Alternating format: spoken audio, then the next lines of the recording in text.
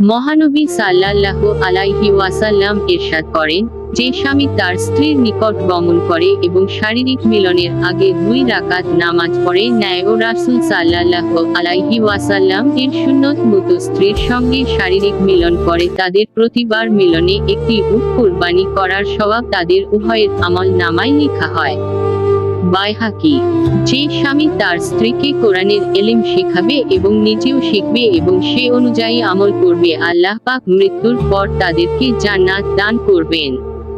রাসূলুল্লাহ সাল্লাল্লাহু আলাইহি ওয়াসাল্লাম বলেন, যে সন্তান তার পিতামাতার ভরণ পোষণ করবে বা সেবা করবে এবং নিজ স্ত্রীর ইজ্জতের হেফাজত করবে, তাদের জীবনের সব গুনাহ মাফ করে দেয়া হবে। মুসলিম শরীফ। মহানবী সাল্লাল্লাহু আলাইহি ওয়াসাল্লাম ইরশাদ করেন, যে স্ত্রী তার স্বামীর অনুমতি ছাড়া সেবা করবে সেই স্ত্রীর নিজের শরীরের ওজনের সমান সোনা সদকা দান করার সওয়াব তার আমল নামায় প্রতিদিন লেখা হয়, আর যে স্বামী তার স্ত্রীর অনুমতি ছাড়া তার সেবা করবে সেই স্বামীর শরীরের ওজনের সমান সোনা দান করার সওয়াব তার আমলনামায় লেখা হয়। আবু দাউদ।